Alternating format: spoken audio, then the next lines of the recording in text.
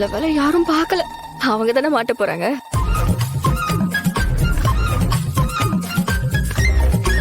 நான் தான் சொன்னேன்ல, ரித்திகா நம்மள ஃபாலோ பண்ணி வந்துட்டான்.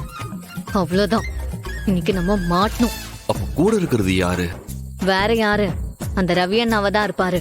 கரெக்ட், அவனாதான் இருக்கும்.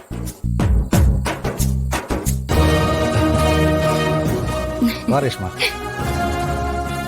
அப்புறம் சிவா சார், உங்ககிட்ட ஒரு முக்கியமான விஷயம் பேசணும்.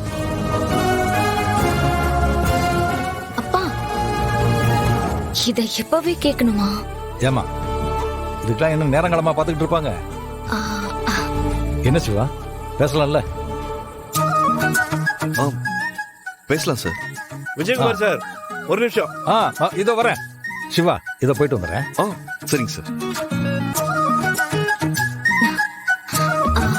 ரேஷ்மா, சார் ஏதோ என்கிட்ட பேசணும்னு சொல்லிட்டு போனாரு. உனக்கு ஏதாச்சும் தெரியுமா? தெரியும், ஆனா சொல்ல மாட்டேன். இல்ல, என்னன்னு சொன்னா நான் கொஞ்சம் ப்ரிப்பேர் ஆயிடுவேன்ல. சிவா, இந்த விஷயம் கொஞ்சம் கான்பிடென்ஷியல். அதனாலதான் அப்பா உன்கிட்ட தனியா பேசணும்னு சொன்னாரு.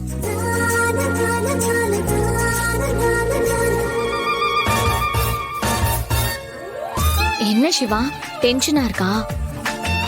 உன்னை விட எனக்கு தான் ரொம்ப டென்ஷனா இருக்கு. நான் டென்ஷனாலாம் இல்ல. சார் இப்படி என்கிட்ட தனியா பேசுற அளவுக்கு என்ன விஷயமா இருக்கும் தான் யோசிக்கிறேன்.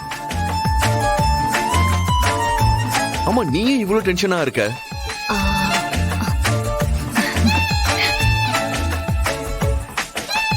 அது அப்பா உன்கிட்ட பேசினதுக்கு அப்புறம் உனக்கே தெரியும்.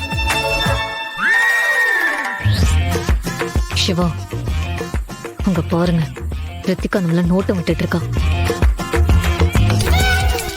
சிஸ்டர், அயலியும் சிவாவும் ஏதோ நம்மள பார்த்து பேசுற மாதிரி தெரியுது. நான் அதை எப்பவோ பாத்துட்டேன். ஆனா நீங்க தான் வந்த வழியை விட்டுட்டு சாப்பிடுற வழியை மட்டும் பாத்துட்டு இருக்கீங்க. இப்ப என்ன பண்றது? எதுக்கு இப்ப பதறீங்க? பதற வேண்டியது அவங்க தானே. என்ன ஆனாலும் பாத்துக்கலாம்.